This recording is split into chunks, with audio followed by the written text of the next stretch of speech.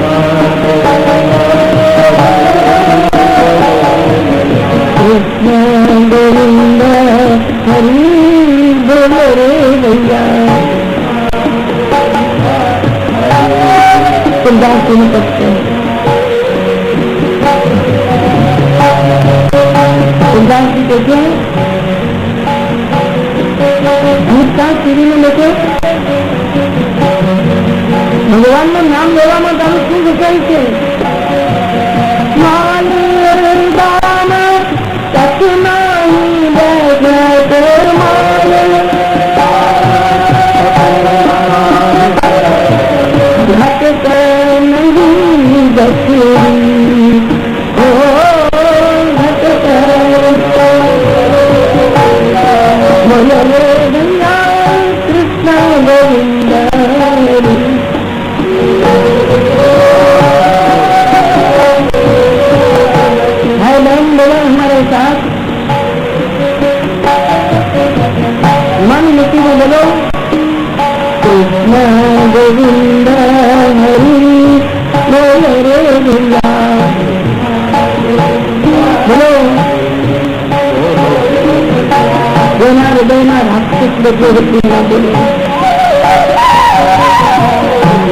હૃદયમાં ભગવાન વિરાજે તો બોલે બોલ રે ભૈયા ગોવિંદ હરી બોલ રે ભૈયા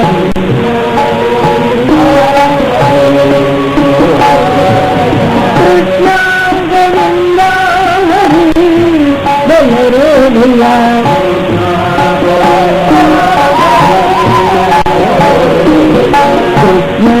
ગોવિંદ હરી બોલ રે ભૈયા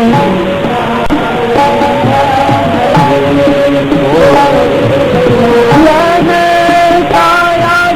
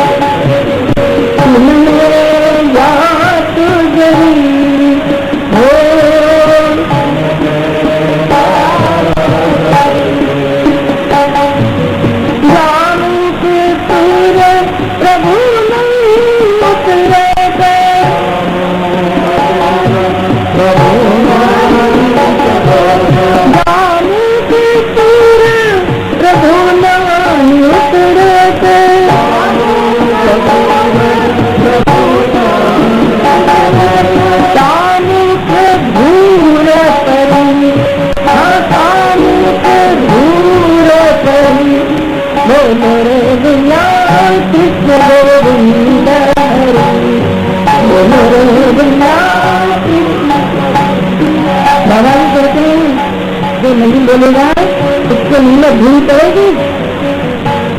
अरे माखन का वो तो बोले कृष्ण गोविंद हरि बोलो गोविंद कृष्ण गोविंद कृष्ण गोविंद हरि बोलो गोविंद।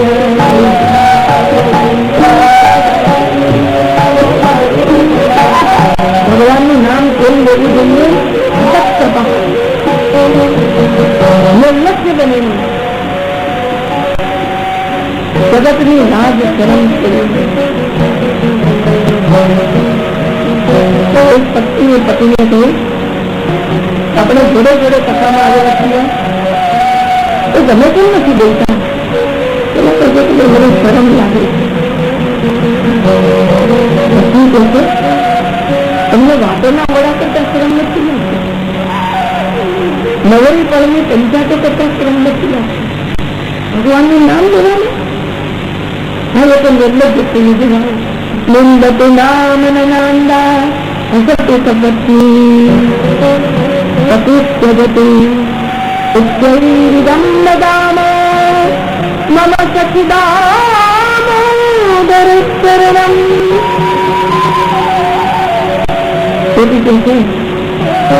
નણંદ ને લડવું એટલે લડે અને પોતાને ઘોડા મસ્કોડો હોય તો મસ્કોડે બોલે જે કેવું હોય છે અમે તો નગર બિંદોળો વગાડીને કહીશું કે મમત થકી દામો દરેક ચરણ હું તો ચરણ કમાઈ લખવાની लोग जाओ और पानी पिलाओ एक गोपी दीदी ने कहते लोक लज्जा નથી દીધી છે દુનિયાની લાજ મર્યાદાઓ તોડી નાખી છે બાઈ હું તો શ્રી કૃષ્ણ ચરણ કમળમાં ચોટી ગઈ છે જેને જે કહેવું હોય છે તે નિર્લજ્જ બનીને બોલવું જોઈએ વળી ભગવાનનું નામ કઈ રીતે બોલવું જોઈએ જે મદામાં અહંકાર રહી બોલવું જોઈએ વાર માનું છું આમ અધિકાર હું બહુ જાણું તે રીતે બોલું થોડી વાર આપણને એમ લાગે કે ભગવાનનું નામ બોલે છે તો મોઢાની અંદર કંઈક પત્રો બોલીને બોલે છે અહંકાર બોલવું જોઈએ હિંમત કરાવે બીજાની ઈચ્છા કરવાનું છોડીને બોલવું જોઈએ અને જ્યાં સુધી ભગવત દર્શન થતા નથી ત્યાં સુધી ભગવાનનું નામ જ તો જીવનું અવલંબન છે કાલની પ્રતિષ્ઠા નારાજીને ખાતરી કરી કે શુભ્ર દેવીની અંદર મને ભગવાનનું પૂર્ણ સાનિધ્ય નહીં મળે હજુ મારી વાસનાઓ બાકી છે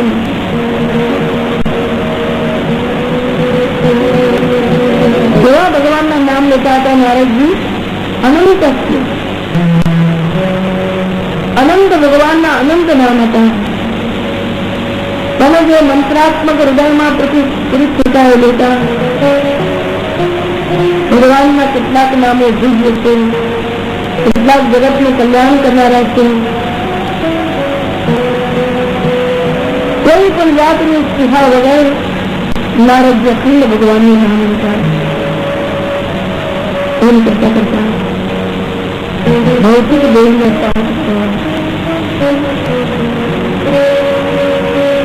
આખો પ્રલય થઈ ગયો ત્યારે બ્રહ્માજીના ખોળામાંથી નારદજીનો જન્મ થયો ઉત્સંગા નારદો જગની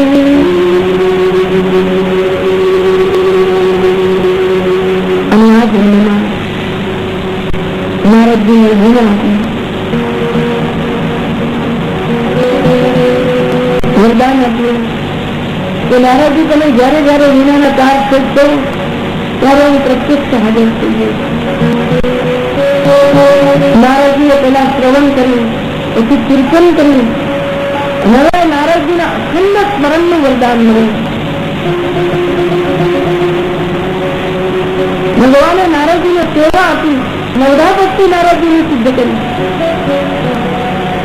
એ કહેવા માંગે છે નારદજી પોતાના ઉદાહરણ દ્વારા કે મેં કેટલા જન્મ બધા ભક્તિ સિદ્ધ કરી, પણ ભગવાનની કૃપાથી એ સિદ્ધ કરી. ભવચંદ્ર પપ્લવે દૃષ્ટ હરિચર્યાન્યવર્ણનમ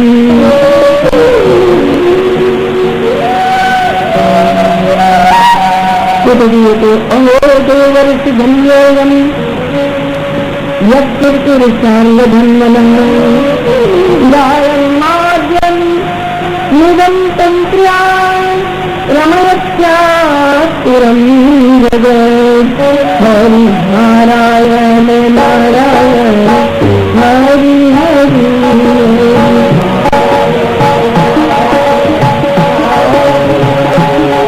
હરિ નારાયણ નારાયણ હરિ નારાયણ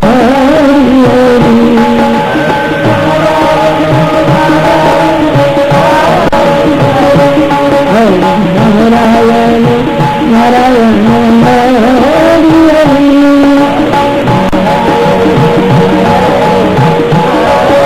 બોલો કૃષ્ણ કન્યા. નારદજીના પતિ સરસ્વતીજીના સંગે વ્યાસ ભગવાને સમાધિ કરી. વ્યાસજીના સ્થાન કન્યા પ્રાપ્ત તરીકે શનિ નામની એક વેદમાં જગા જેવી આવેલ હતી. એ શોધવામાં આવે અને જેટલી દૂર પડે એટલા ચોરસ વારની જગ્યામાં આશ્રમ બનાવી જાય, યજ્ઞ કરવાનું છે. એ ભૂમિનું નામ કન્યા પ્રયાસ છે. ત્યાં પ્રાચીન સરસ્વતી છે. નારદજીનો આશ્રમ બદરી ખંડ મંડિતે બોરડીએથી સવાયેલો છે.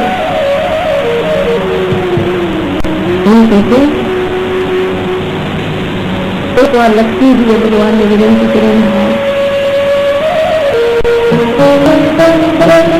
મારે આપનાથી અલગ નથી પડવું. ભગવાને કહ્યું, લક્ષ્મી દેવી નારાયણના સ્વરૂપમાં બદ્રિકાશ્રમમાં હું તપશ્ચર્યા કરું ત્યારે તમે મારી પાસે નહીં બિરાજી શકો. લક્ષ્મી દેવીએ કહ્યું, પ્રભુ મને કઈ રીતે સેવા આપો? એટલે એ લક્ષ્મી દેવી ગોલ્ડીનું સ્વરૂપ બનીને ભગવાન નારાયણના આશ્રમમાં સવાઈ ગયા.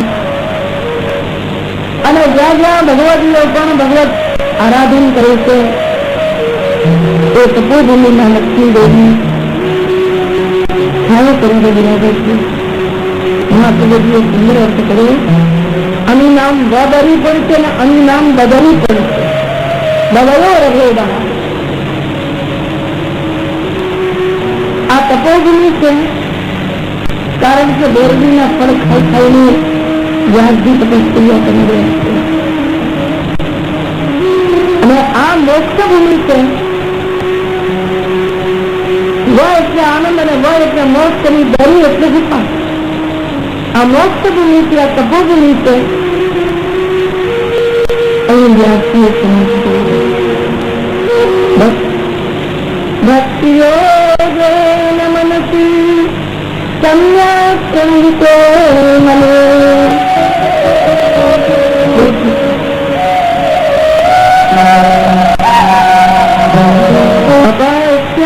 પુરુષમ પૂર્ણમ માયાંતે તદુપાશ્રયાય.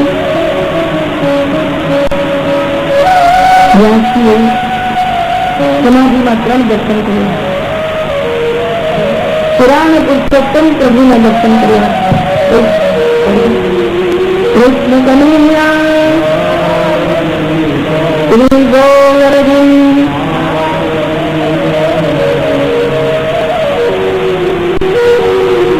સાક્ષાત પુરાણ પુરુષોત્તમ જોયા અને ભગવાનની માયા જોઈ. સર્વ લીલા, નિસર્ગ લીલા અને લીલા, આ બધી લીલામાં ખોલતા ભગવાન જોયા. ભગવાનની માયા જોઈ. મોર તોર કે માયા ભગવાને મારે આખા સંસારની અંદર નારદજીએ માયા જોઈ. નારદજી ગભરાઈ ગયા. અતિ પ્રચંડ રઘુપતિ માયા જાહી ન લાગી અસ્તકોટ જાયા. ત્યારે ભગવાને સાક્ષાત ભક્તિ યોગને દર્શન કરાવ્યું. સર્ગ વિસર્ગ સ્થાન પોષણ ઉઠી મનવંતર ઈશાની તથા નિરોધ મુક્તિ અને આશ્રય. આ દસ લીલા વિરોધી પ્રભુના દર્શન કરાવી ભાગવતજીના શ્લોકે શ્લોકે પદે પદે ભગવાને વ્યાસજીને ભક્તિ યોગને દર્શન કરાવ્યું. અને કેવી ભક્તિ હતી? શોક મોહ ભયા રજોગુણને લીધે શોક થાય, તમોગુણને લીધે મોહ થાય અને સત્વગુણને લીધે ભય જાગે. આ ત્રણેય ગુણમાંથી દૂર કરી નિર્ગુણ ભક્તિ પ્રદાન કરી અને એ નિર્ગુણ ભક્તિનું દર્શન એટલે શ્રીમદ ભાગવત. બોલો ભાગવત ભગવાન, ભાગવત ભગવાન કી કૃષ્ણ કનૈયા.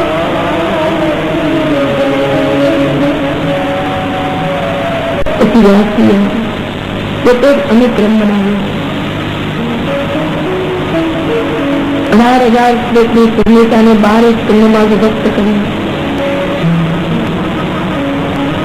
એના અધ્યાય બનાવ્યા. 18,000 શ્લોક થયા.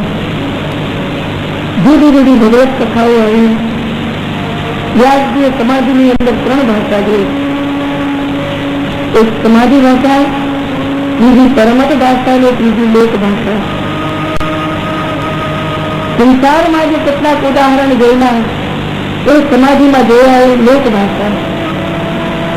બીજાના વિચારો વ્યાસજીએ સાંભળેલા એ વિચારોનું દર્શન અનુવાદ જ કર્યું તો સમાધિમાં કર્યું એ પરમત ભાષા. અને ભગવાને કૃપા કરીને અલૌકિક દર્શન કરાવ્યું એ છે સમાધિ ભાષા. એકાગ્ર અને નિરુદ્ધ ચિત્તવૃત્તિમાં આ કોને આપવું ભાગવત? વિચાર કરવા લાગ્યા, ધન કરવા યોગ્ય અધિકારી જોઈએ. ભાગવતજીમાં ક્રમ નથી આવતો, પુરાણાંતરોમાં ક્રમ આવ્યો છે. સુખદેવજી ઘર બહાર છોડી નીકળ્યા હતા. વ્યાસજી અમને શોધવા માટે શિષ્યો મોકલ્યા. આવડા મોટા ખજાનામાંથી પોતાનું સંપન્ન લઈને નીકળ્યા. પેલા ફરી ફરીને વસ્તુની વેચાણ કરે છે. એ રીતે વિચાર શિષ્યો મોકલ્યા. બોલો કૃષ્ણ ગોવર્ધન તેજરાજ ધરમસી શ્યામ સુંદર શ્રી યમન ગોવર્ધન.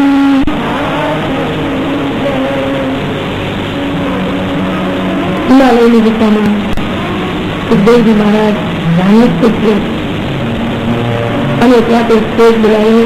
દરહા પીડમ નટવર વપુ કર્ણયોહ કર્ણિકારમ મોર તુચ્છ દુચ્છ ભાઈ શ્રી કૃષ્ણના સ્વરૂપનું ધ્યાન લાગી ગયું સુખદેવજીને. પીળું પીતાંબર લહેરાવા લાગ્યું સુખદેવજી સામે. જય જયકાર સંભળાવા લાગ્યો. ત્યાં બીજો શ્લોક બોલ્યા. સંગો રજસ્ત્રિત સુંદલ બદ્ધ સાત તરીકે ગોચારણ કરીને ભગવાન પાછા આવ્યા. ગાયોની પૂરો રજ ઉડી છે. બાબાજી બહાર આવ્યા. રંગ આનંદમાં નિમગ્ન થઈ ગયા. વળી શિષ્યોએ કહ્યું, અહો બકરીયમ તનકાલ કૂતમ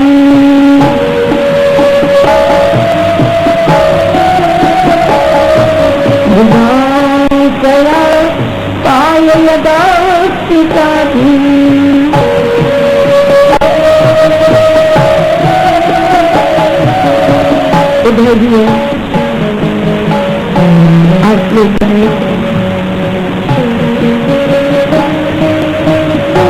રહ્યા કે ભગવાન તમારા જેવા દયાળુ અને કરુણા નિધાન કોણ?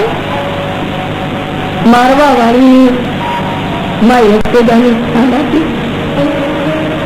તમને ઝેર પીવડાવવા આવી હતી, તમે એનું ઝેર પી ગયા અને માં યશોદાનો અધિકાર એને આપ્યો. કંબા દયાલમ શરણમ ભગવાન. ભગવાનનું સ્વરૂપ અને ભગવાનના સ્વભાવ બંનેનું દર્શન સુખદેવજી મહારાજે કર્યું. સ્વરૂપના દર્શનથી બહાર પધાર્યા અને ભગવાનના સ્વભાવનું વર્ણન સાંભળીને સુખદેવજી રહ્યું. આટલા બધા ગયા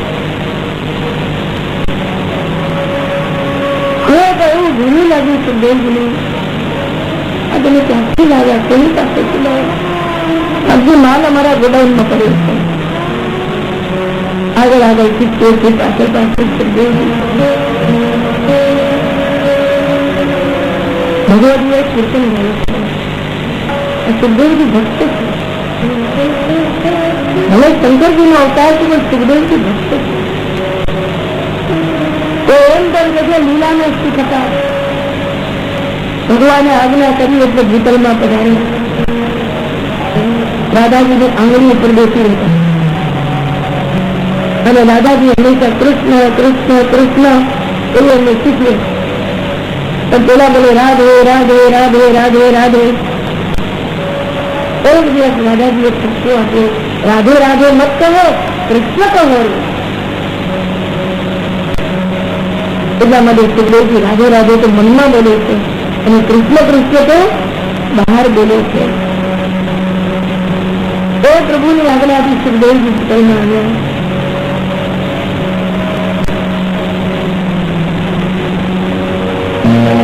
પ્રશ્ન પૂછ્યો, આત્મા રામાસ્ચ મુનયઃ નિર્ગ્રંથા અચ્યુરુક્રમે કુર્વન્ત્યૈતુ કિં ભક્તિં ઉત્સંભૂત ગુણો હરિ. સુખદેવજીને જાણવા માટે મુનિએ પ્રશ્ન પૂછ્યો. એ તો નિવૃત્તિનો આનંદ લેનારા છે. ભાગવત ભણવા રૂપી પ્રવૃત્તિ કેમ કરે? એ તો મૌનમાં વિરાજનારા છે. તો ભાગવત કથન રૂપી પ્રવૃત્તિ કેમ કરે? એ બધાની અપેક્ષા કરનારા છે. તો એમને શ્રોતાની અપેક્ષા કેમ છે? આના ઉન્નતિ સમજવી કે અવનતિ સમજવી? શું કહીએ તો આ ઉન્નતિનું લક્ષણ છે. આત્મા રામાયણ સમય. આત્માની અંદર રમમાણ કરનારા મુનિઓ પણ અને જેની બધી ગ્રંથિઓ છૂટી ગઈ છે એવા અવધૂત યોગીઓ પણ ભગવાનની નિષ્કારણ ભક્તિ કરે છે. કુર્વંતી અહૈતુકી ભક્તિ, નિષ્કામ ભક્તિ કરે છે. કેમ ભક્તિ કરે છે? ઉત્તમ ભૂત ગુણો હરી. ભગવાનના ગુણ, ભગવાનનું સ્વરૂપ અને સ્વભાવ જ અલગ છે. તેને પ્રેમ કરાવે એની વાત નથી. જેમ જેમ ચિત્ત પ્રસન્ન થાય, તેમ જેમ મનમાં નિર્મળતા આવે, તેમ તેમ આપોઆપ ભગવત પ્રેમ વધે છે. અને જેમ જેમ ભગવત પ્રેમ વધે તેમ ભગવત ગુણાનુવાદ, ભગવત શ્રવણ, ભગવત કીર્તન, ભગવત રટન આ બધું એને સહજ થઈ જાય છે. એટલે મહાપ્રભુજી કહે છે, ગુણગાને સુખાવાપ્તિ ગોવિંદ પ્રજાયતે યથા તથા સુખાદીનામ નૈવાત્મનિ કુતૂહલતઃ. મારી આત્માની સમાધિમાં એમને આનંદ આવવાને બદલે અખંડ ભગવત નામમાં ડૂબી જવામાં વધારે આવે છે. આત્મ સમાધિ કરતા પણ આત્મરમણની સમાધિ વધારે સુંદર. આત્મ સમાધિમાં તો જીવ જીવની અંદર સ્થિર થઈ જાય, બધા દ્રષ્ટિ સ્વરૂપે અવસ્થામાં દ્રષ્ટા પોતાના સ્વરૂપની અંદર સ્થિર થઈ જાય. તો દૃષ્ટામાં પણ દૃષ્ટા છે ભગવાન છે, એની અંદર સદરૂપ અને સદાકાર બની જાય. ભગવાનના કેવું જણાય છે. एक दिवस कोई पूछी बेटी तू कहीं से प्यार क्यों करती है? मारे विचारों करते हजू सुधी मैंने खबर ज नहीं. तो आखी रात विचारती बेटी गई नाना तू प्यारा क्यों है? कितना अच्छा क्यों लगता है? निर्णय की गति मैंने कोई कार्य में करी तो तुझे लगा श्वास कितना सहज है, लोही जितनी सहज है એટલું આ કૃષ્ણ પ્રેમ સહજ છે. બીજા દિવસે ગોપી આવીને રડી પડી, એને ખબર નથી. કનૈયાને ચરણમાં પડી, એના બંને હાથ પકડી ગયા. કનૈયા તું શું, તું ઇતના પ્યારા ક્યાં? कन्हैया मीठी मीठी उसका कही मैं बड़ा सुंदर हूँ ना इसलिए प्यारा हूँ. देख मेरी आंखें बड़ी बड़ी हैं, मेरे कपोल कितने सुंदर हैं, देख मेरी विमराली केस है. हमसे तो बहुत सुंदर सुंदर होंगे. कन्हैया कैसे और तो होंगे परंतु मेरी जैसी टेढ़ी आंखों वाला कोई नहीं मिलेगा.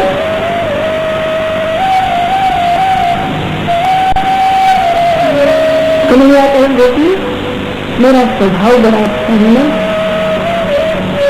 इसलिए मैं प्यारा लगता हूँ. ये भी नहीं है लाला, तुम्हारा स्वभाव कभी कभी बिगड़ भी जाता है. तुम सिर पार करते हो, तुम मटकी फोड़ते हो, चोरी करते हो, कभी हंसाते हो कभी बुलाते हो, बड़ी भिजाई करते हो, इस पर भी तुम प्यारे लगते हो. लेकिन खबर नहीं कि कृष्ण अपने वाले प्रेम से उत्तम भूत गुण धरी भगवान ना गुण सेवा से. आ रीते भागवतजी वक्ताની ભૂમિકા સમજાઈ. સુખદેવજી નિર્ગુણ છે, ભગવત ભક્ત છે, રસિક ભક્ત છે, ભાવુક ભક્ત છે. અને વ્યાસજી જેવાના પુત્ર છે. ભાગવતને પોતાની અંદર પચાવીને બિરાજ્યા છે. સુખદેવજીમાં વૈરાગ્ય રસ પણ છે અને ભગવત રસ પણ છે. અને હું ભાગવતજીના પોતા માટે ભૂમિકા બાંધી છે. ભાગવતજીની વક્તાની ભૂમિકામાં થોડા શ્લોકો છે, પણ શ્રોતાની ભૂમિકા માટે 13 અધ્યાય છે. બોલો કૃષ્ણ કનૈયા હરિ નારાયણ નારાયણ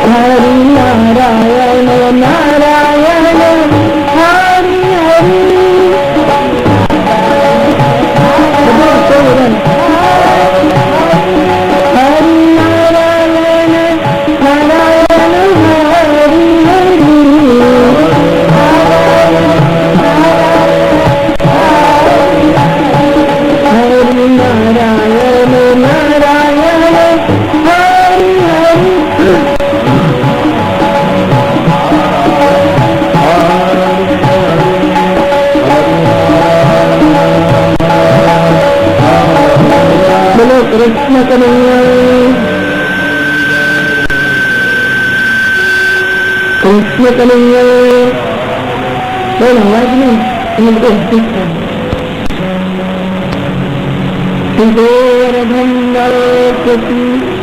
શ્યામ સુંદર યમુની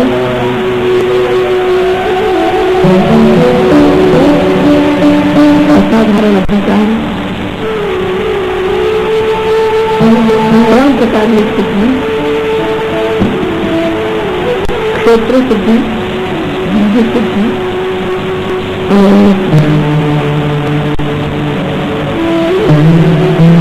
ક્ષેત્ર સિદ્ધિમાં દ્રૌપદીનું ચરિત્ર ઉત્તરાજીનું ચરિત્ર અને પિંતાજીનું ચરિત્ર બીજી સિદ્ધિમાં અર્જુનનું ચરિત્ર યુધિષ્ઠિર રાજાનું ચરિત્ર આ બધા મહાત્માનું ચરિત્ર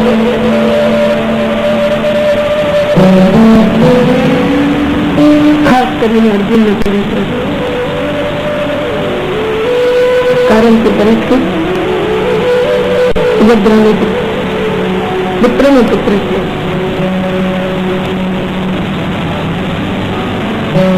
માતાના સંસ્કાર, પિતાના સંસ્કાર અને પોતાના જન્મના સંસ્કાર એ ભાગવતજીના પોતાના મૂળની અસર પડ્યો.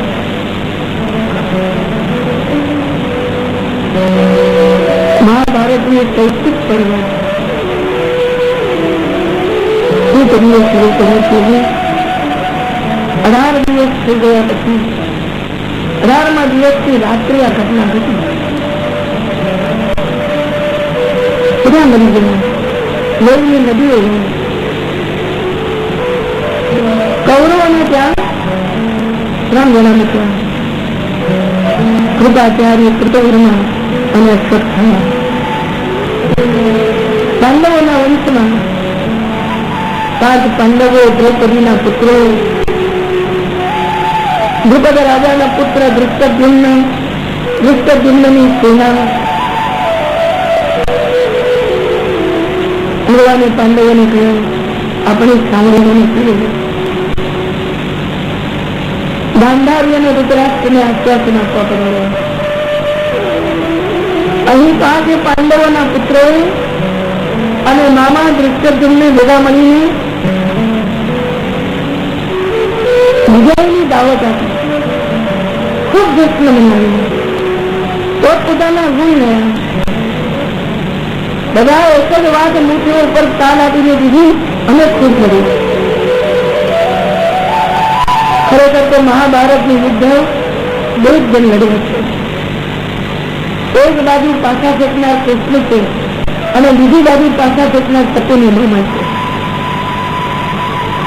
આ લડાઈ કૃષ્ણ અને શકુની વચ્ચેની છે. શકુની ઈચ્છે છે સંસારમાં દુર્યોધનનું રાજ્ય હોવું જોઈએ. આ બંને જણા કેવી કરશે? એક અસત્યને વરેલો છે, બીજા સત્યને વરેલા છે. શકુની ઈચ્છે છે દુર્યોધન રાજા બની તો મારા હાથમાં રહેશે, મારી બહેનનો દીકરો છે. દુર્યોધન રાજા બને તો આ પાંડવોને ત્યાં મારું ચલન ચાલશે, એટલે ખટપટ કરી રહ્યો છે. અને કૃષ્ણ નિષ્પક્ષપાત છે, ચિંતાથી કોઈ છે એટલે નહીં, અર્જુન બનેલી છે એટલે નહીં, પરંતુ આ ભક્તો છે માટે સત્તાના અધિકારી છે.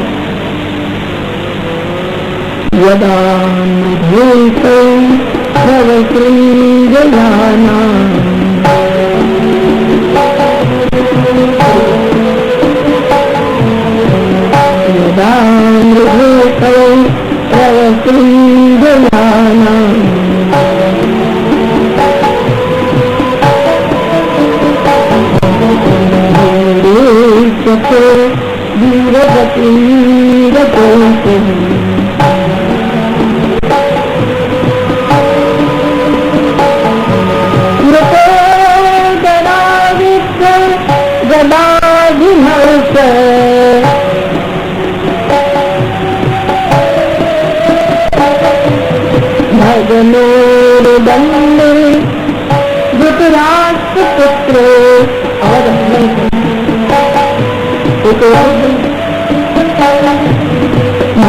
भगनोर्दण्डे धृतराष्ट्रपुत्रे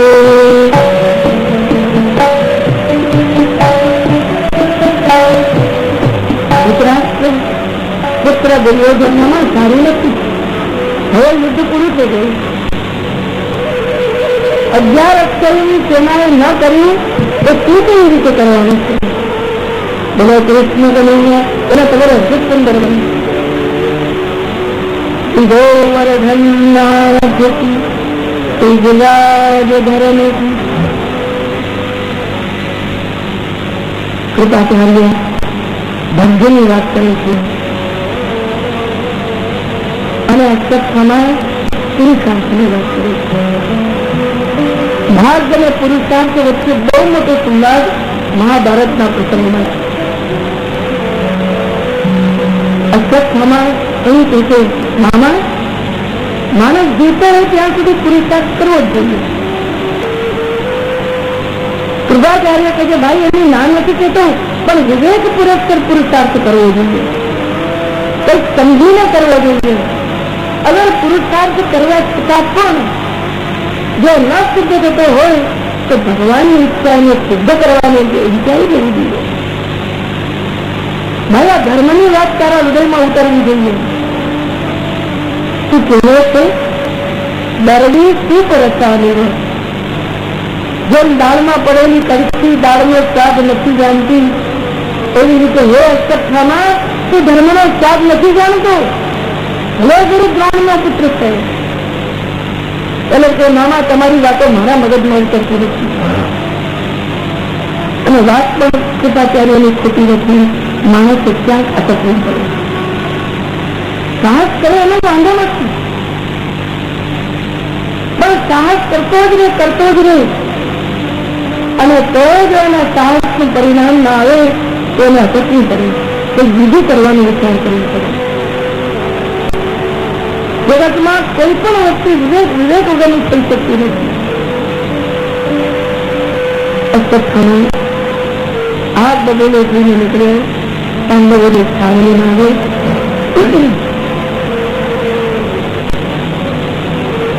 રાતે પાંડુ પુત્રો સુઈ રહ્યું છે.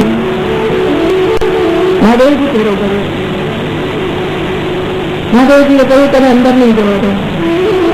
અશ્વત્થામા કહે મહારાજ તમે તો સંહારની દેવતા છો. મહાદેવજીનો એક પ્રહારનો પહેરો હતો અને અશ્વત્થામાએ એક પ્રહર સુધી મહાદેવજીની આરાધના કરી.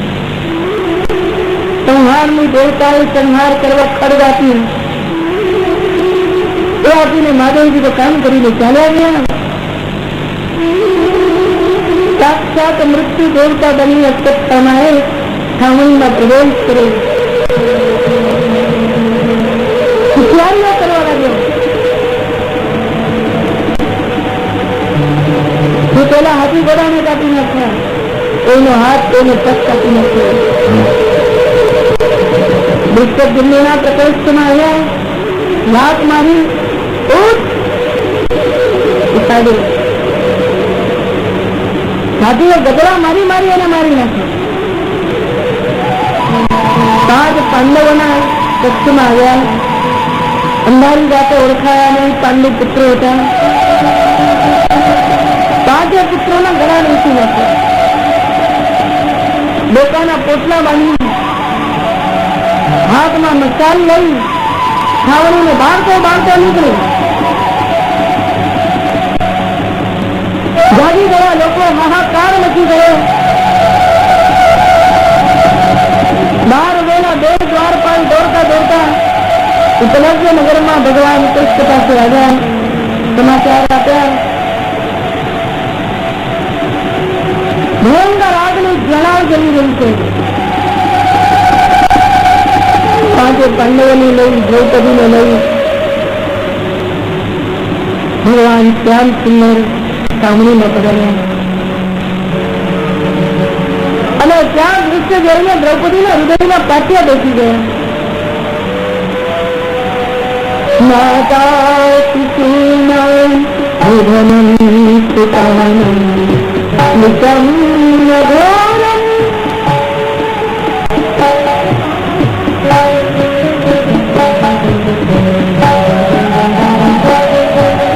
माता शिशूनां निधनं पितानां निकम घोरम परित्यज्यमान् सदा हृदयबाष्पं कलाकुलास्ति तां सान्त्वयन्नाः किरीटमानि तां सान्त्वयन्नाः किरीटमानि तां सान्त्वयन्नाः किरीटमानि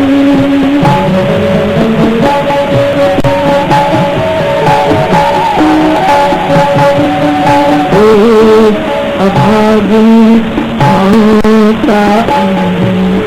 आज सुना हो गया बचे कोई अल्फीन और माँ का आंगन उजड़ गया माँ का आंगन उजड़ गया। तो कभी माता हृदय में करना हृदय नौ मास અને પેટમાં રાખે પરંતુ આ સાધારણ માતા નથી. આ કૃષ્ણ પત્ની દ્રૌપદી છે, પાંડવ પત્ની દ્રૌપદી છે, યજ્ઞમાંથી પ્રગટ થયેલી યાજ્ઞવલ્ક્ય છે. એના હૃદયની પાછળ કોઈ કારણ છે.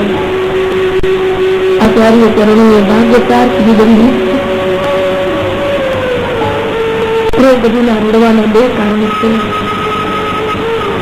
એક કારણ એ છે પ્રભુ રણ મેદાનમાં લડતા લડતા મર્યા હોત તો વાંધો નતો, આ તો બ્રાહ્મણના હાથે મરાયા છે. બીજું કારણ એ હતું બ્રાહ્મણના હાથે મરાય તો બાળકોનો ઉદ્ધાર ન થાય. પ્રભુના હૃદયમાં કરુણા જાગે માટે દ્રૌપદીજી રડ્યા છે. આ વાત અર્જુન જાણીને, કારણ કે કિરીટ માલી છે, રથમાં જેમાં જરા છે એવું કિરીટ એને પહેર્યો છે. અનેક રાજાઓ ચરણમાં ઝૂકે માટે કિરીટની અંદર કેટલી કિરીટોની આવલીઓ પ્રતિબિંબ રીતે છે. રવિશને દ્રૌપદી ઝેરીને પકડી લાવી.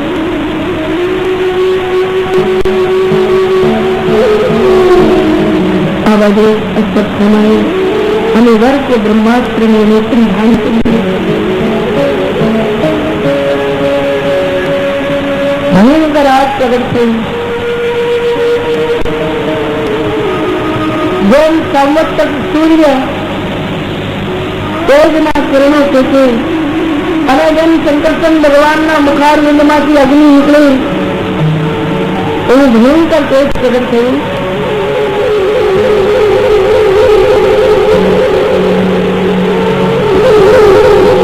અશ્વત્થામા આ શસ્ત્રને વારી શકતો નથી.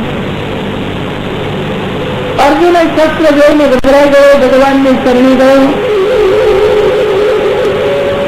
અર્જુને ચારે શ્લોકમાં ભગવાનની સ્તુતિ કરી. કૃષ્ણ કૃષ્ણ મહાબાહો ભક્તાનામ ભયંકર તમેતે દહ્યમાનાનામ અપવર્ગો સંસ્કૃતો બ્રહ્માદ્ય પુરુષ ઈશ્વર પ્રતિદેવ. તમે આદ્ય છો માટે કર્મ દોષ નથી, તમે પુરુષ છો માટે કાળ દોષ નથી, તમે ઈશ્વર છો માટે સ્વભાવ દોષ નથી, તમે પ્રકૃતિથી પર છો માટે માયોદ્ભવ દોષ નથી, તમે કૈવલ્યમાં વિરાજો છો માટે દોષથી ઉત્પન્ન થયેલા દોષ નથી. એવા હે નિર્દોષ પ્રભુ, તમે અમારી રક્ષા કરો. ભગવાને અર્જુનને આજ્ઞા કરી, અર્જુન બ્રહ્માસ્ત્રનું નિવારણ તું જાણે છે. અને અર્જુને બ્રહ્માસ્ત્રનું નિવારણ કર્યું. અશ્વત્થામાને બાંધી દ્રૌપદીની પાસે અર્જુન આવ્યો.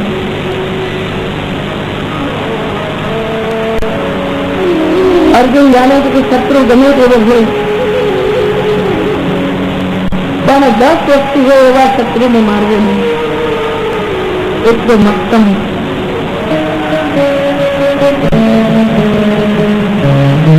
મદિરા મુક્ત હોય, પ્રમત્ત એટલે સાવધાન હોય, ઉન્મત્ત એટલે પિશાચથી ગ્રહણ કરાયેલો હોય, જે તૂટેલો હોય, જે બાળક હોય, જે સ્ત્રી પુરુષ હોય, જે બુદ્ધિનો જડ મૂર્ખ હોય, જે ચરણે આવેલો હોય, જે રથ વગરનો હોય, જે ડરેલો હોય એવા શત્રુને ડરાવો નહીં. પાપી સત્ખામાને પકડી દ્રૌપદીજી પાસે લાવ્યો. બેસી ક્ષેત્ર સિદ્ધિ તેવી માતાના ખોળામાં બેસી ભક્તિના પાઠ પરિસ્થિત રાજા ભણે છે. દ્રૌપદીએ અશ્વત્થામાને જોઈ હાર જોડ્યો. દ્રૌપદીની આ સાલસતા છે, દ્રૌપદીની આ સંસ્કારિતા છે કે વોર કરનારને પણ દ્રૌપદી હાથ જોડે છે. અને એ જોઈને અશ્વત્થામાને શરમ લાગી, એને માથું નીચું કરી દીધું. વ્યાકુળ બનીને દ્રૌપદીએ કહ્યું, ના મુક્તતામ મુક્તતામ એસા, એને છોડી દો. દ્રૌપદીજીના મુક્તતા મને છોડી દે. મહાભારતની યાજ્ઞસેની અર્જુનને કહે છે મારી નાખો, એને પકડો. અને ભાગવતની દ્રૌપદી અર્જુન નહીં કે મુક્તતામ મુક્તતામ એસા, અને છોડી દો. કેમ છોડી દો? એક બ્રાહ્મણ, એક ભગવત ધર્મ એ છે બ્રાહ્મણની કાયિક દંડ મુક્તિ અપાતી. કારણ કે બ્રાહ્મણની કાયામાં બ્રાહ્મણત્વ નામની દેવતા રહે છે, અને એ દેવતા શ્રાપ આપે તો દંડ આપનારને અહિત થાય. અહીં 2 પ્રકારના ધર્મોનું તમે દૃષ્ટિકોણ દેશો એ મહાપ્રભુજીએ સુબોધજીના આજ્ઞા કરી. ધર્મ વિવિધ તત્વ સહિત પ્રમાણ સહિત. એક સાત્વિક ધર્મ છે જેની અંદર એમ કહેવામાં આવ્યું છે કે કોઈનું ખંડન ન કરવું, કોઈની હિંસા ન કરવી, એમાં એ બ્રાહ્મણની હિંસા ન કરવી, ગુરુપુત્રની હિંસા ન કરવી.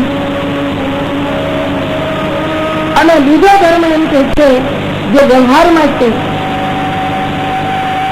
આતતાઈ હોય તો ઉઠાવીને મારી નાખો. આતતાઈ વધારણ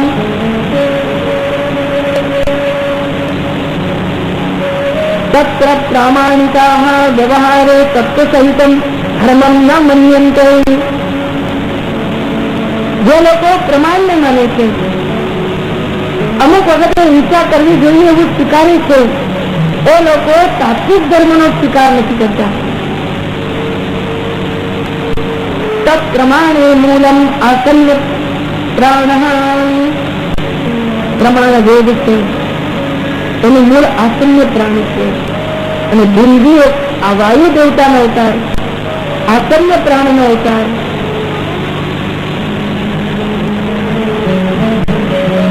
વાય અવતાર ભીમ દ્રૌપદી યુક્તમ તત્વ સહિતમ ધર્મમ ન સ્વીકરોતિ. એટલા માટે દ્રૌપદી વાત કહેતી જઈને ભીંડો એનો વિરોધ કરે છે. મુક્તતામ મુક્તતામ એ બ્રાહ્મણ. કદાચ અર્જુન એમ કે દેવી કે આ જ હાથે દ્રોણાચાર્યને માર્યા છે. તેની વજે મહારાજ એક ગુરુ હું, તમે એક ગુરુને માર્યા તો શું થયું, પણ ગુરુની પરંપરા તો છે. એક ગુરુ હું આત્મા વય પુત્ર નામાથી. અર્જુન કહે દેવી કે ગુરુને મારી શકે, ગુરુ પુત્રને ના મારી શકે.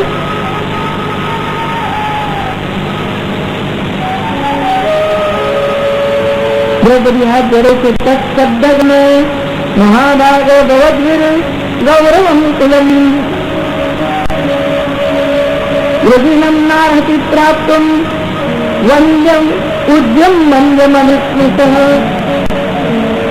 आ वंद्य से आ पूज्य से शास्त्र पण एम कहे छे કે બ્રાહ્મણમાં કાંઈક વળી ઇચ્છિત નથી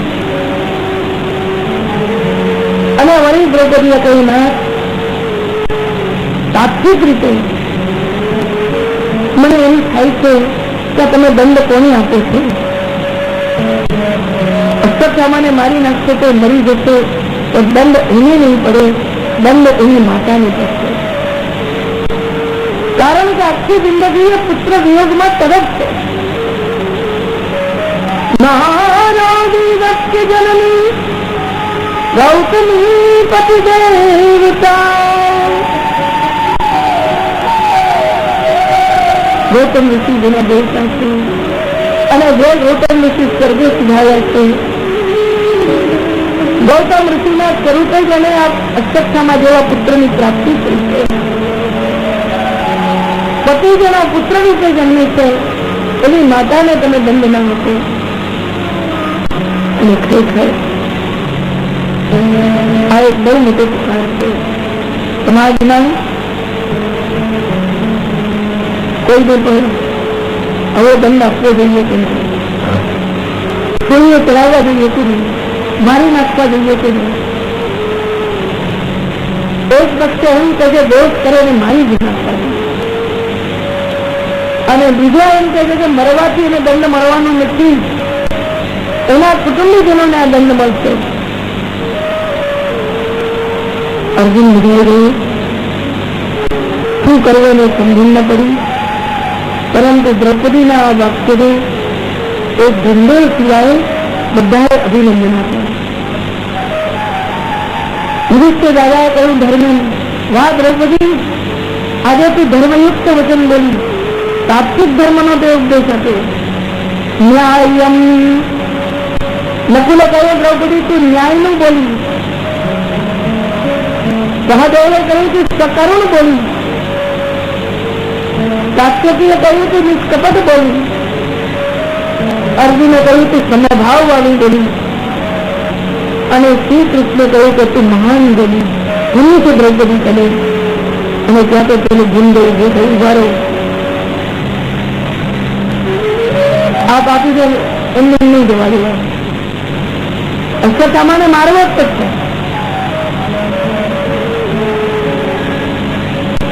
આ પ્રમાણે જયારે ભીંડો જબરજસ્તી કરી રહ્યો છે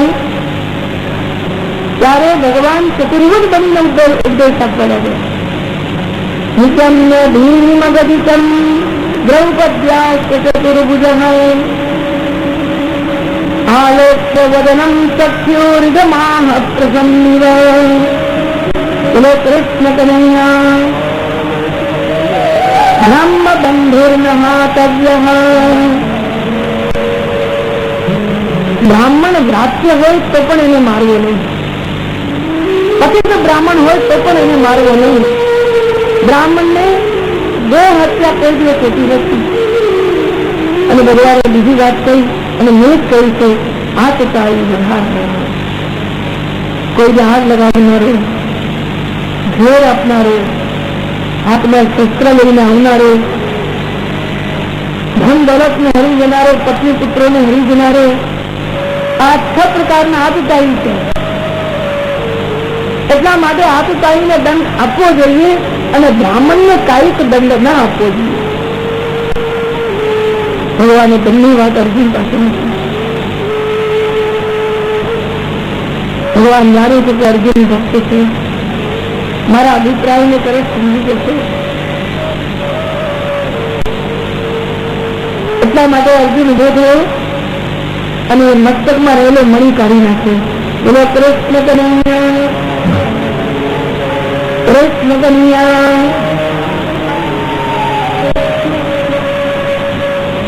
અર્જુનની ઈચ્છાથી એના શિરને વાળી નાખ્યો. તો એને બદલે અર્જુને મણી લઈ લીધો. અર્જુને અશ્વત્થામાને ગાળો આપી, ધિક્કારો આપ્યો, બહુ તિરસ્કાર કર્યો અને મૃત્યુ તુલ્ય એનું અપમાન કર્યું. એનું કહેવાય છે સંભાવિત મનુષ્યનું અપમાન એ જ એનું મૃત્યુ છે. મહાભારતમાં પ્રસંગ આવે છે.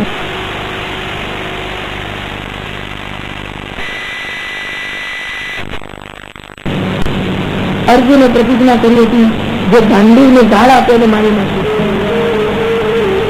અને એક દિવસ અકળાઈને યુધિષ્ઠિર રાજાએ ગાંડીવને ગાળ આપી, તારું ગાંડીવ આવું છે ને તારું ગાંડીવ આવું છે. અર્જુન દુશ્મન યુધિષ્ઠિરને મારવા ઉભો થયો. ભગવાને અર્જુનને પકડી દીધો. અર્જુન ખમ, જરા ખમ, આ મોટા ભાઈને મરાય નહીં. અર્જુન કહે પણ મારી પ્રતિજ્ઞા મોટી છે. ભગવાન કહે એનો એક રસ્તો છે, તારાથી દેવાય એટલી ગાળ તારા મોટા ભાઈના.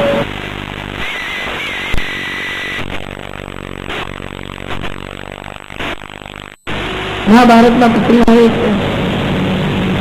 અર્જુને પ્રતિજ્ઞા કરી હતી, જે ગાંડીવને ગાળ આપે એને મારી નાખે. અને એક દિવસ અકળાઈને યુધિષ્ઠિર રાજાએ ગાંડીવને ગાળ આપી, તારું ગાંડીવ આવું છે ને તારું ગાંડીવ આવું છે. અર્જુન દુશ્મન યુધિષ્ઠિરને મારવા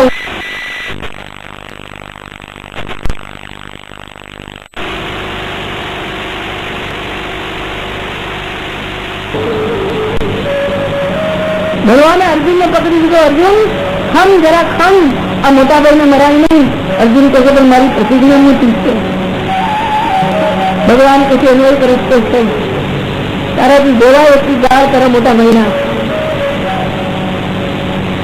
આ અપમાન એ જ એનું મૃત્યુ છે. અને અર્જુને એટલી બધી ગાળો આપી એટલે એને ખબર છે કે આવા માણસોનું મૃત્યુ અપમાનથી થાય છે. એટલે એને અપમાન કરી અશ્વત્થામાના મસ્તકમાંથી મણી લઈ દીધો. અને બીજી વાત એ હતી, ભીંડોળની ઈચ્છાને મારી નાખવાની હતી.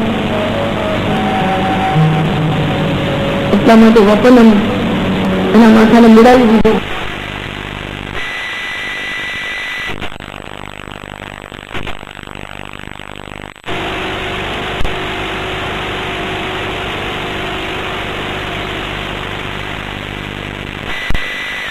બોકડો બનાવી દીધો.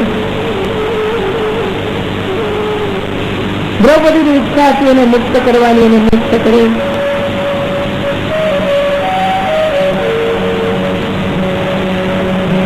આ રીતે સૌને ધારેલું કર્યું. અશ્વત્થામાને છોડી તો મૂક્યો, પણ અશ્વત્થામા જીવતરનો શ્રાપ આજે પણ ભોગવી રહ્યો. દુનિયા માટે મૃત્યુ શ્રાપ હશે, એ અશ્વત્થામા માટે જીવતર શ્રાપ છે. બોલો કૃષ્ણ કનૈયા. આ રીતે ક્ષેત્ર સિદ્ધિ, અર્જુને સ્થિતિ કરી એમાં જીત સિદ્ધિ, દ્રૌપદી માતાએ ક્ષમા કરી એમાં ક્ષેત્ર સિદ્ધિ. અને હવે આપણે બીજા ચરિત્ર જોઈએ છીએ તો બધામાં બીજ અને ક્ષેત્ર સિદ્ધિના દર્શન થશે. બોલો કૃષ્ણ કનૈયા. કૃષ્ણ કનૈયા.